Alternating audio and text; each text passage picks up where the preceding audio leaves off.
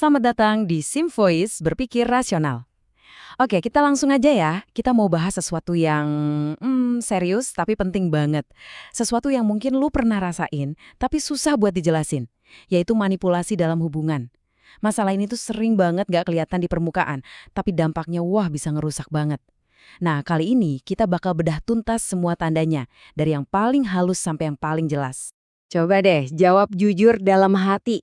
Pernah nggak lu ngerasa kayak selalu was-was, selalu cemas, takut banget salah ngomong atau salah bertindak yang bisa bikin pasangan lu marah? Istilah kerennya tuh kayak lagi jalan di atas kulit telur. Kalau jawaban lu iya, lu nggak sendirian. Dan ini adalah sinyal paling awal kalau ada sesuatu yang nggak beres. Oke, kita mulai dari akarnya dulu ya. Manipulasi itu seringnya nggak dimulai dari sebuah tindakan yang gamblang.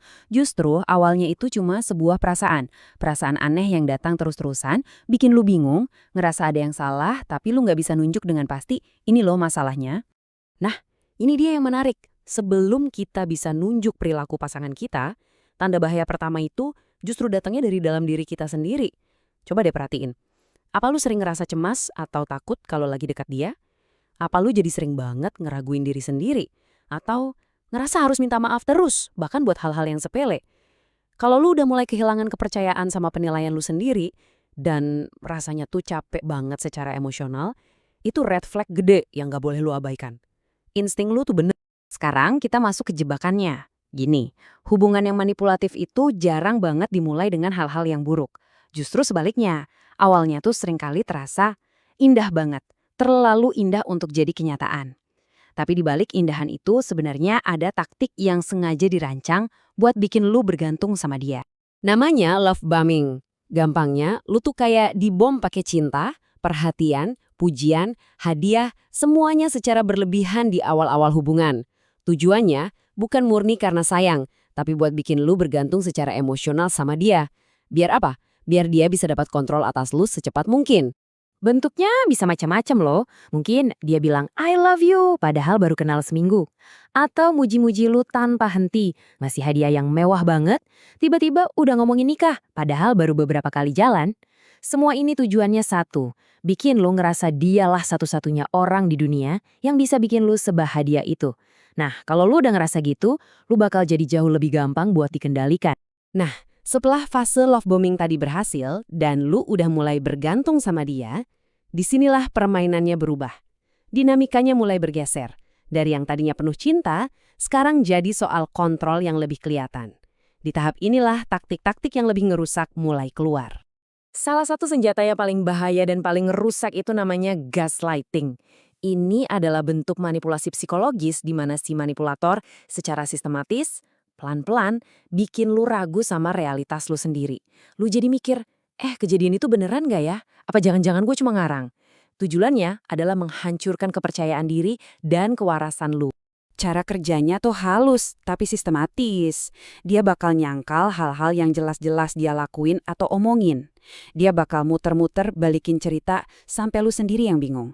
Terus, kalau dia marah atau ngelakuin kesalahan, dia bakal bilang, ya ini kan gara-gara kamu. Dan yang paling sering, dia bakal ngeremehin perasaan lo, bilang lu terlalu sensitif atau lebay. Nah, kalimat ini nih, ini adalah contoh paling klasik dari gaslighting. Kalau lo dengar kalimat ini terus-terusan, lama-lama lo bisa beneran percaya loh kalau yang salah itu ada di diri lo, bukan di perilaku dia. Ini adalah cara dia buat lari dari tanggung jawab, sekaligus mempertahankan kendali atas lo. Taktik selanjutnya yang gak kalah jahat adalah isolasi. Logikanya gini, supaya kendali si manipulator makin kuat, dia harus pastiin lo gak punya tempat lain buat cerita atau minta pendapat. Jadi apa yang dia lakuin? Dia bakal berusaha misahin lu dari orang-orang terdekat lu, dari support system lu. Caranya, dia mungkin bakal mulai jelek-jelekin temen lu, bilang mereka bawa pengaruh buruk. Atau bikin lu ngerasa bersalah setiap kali lu mau pergi sama keluarga. Dia nuntut semua waktu lu harus buat dia. Setiap kali lu mau ketemu orang lain, tiba-tiba ada aja dramanya. Pelan-pelan, tanpa sadar, dunia lu jadi cuma tentang dia. Ini bahaya banget, karena saat lu ngerasa nggak punya siapa-siapa lagi, lu jadi makin bergantung sama dia. Terus ada dua senjata komunikasi lain yang sangat merusak. Pertama, kritik yang nggak ada habisnya. Seringnya dibungkus dengan kalimat cuma bercanda kok, tapi isinya sebenarnya nyakitin. Tujuannya? buat ngeruntuhin harga diri lu pelan-pelan. Kedua, silent treatment atau perlakuan diam. Ini bukan sekedar lagi butuh waktu sendiri ya, tapi ini adalah cara dia pakai diam sebagai hukuman. Dia sengaja nggak mau ngomong, nunggu sampai lu yang nyerah, minta maaf, dan nurutin apa maunya dia. Oke, sekarang kita harus ngomongin ini dengan serius. Ngabain semua tanda bahaya tadi itu ada konsekuensinya.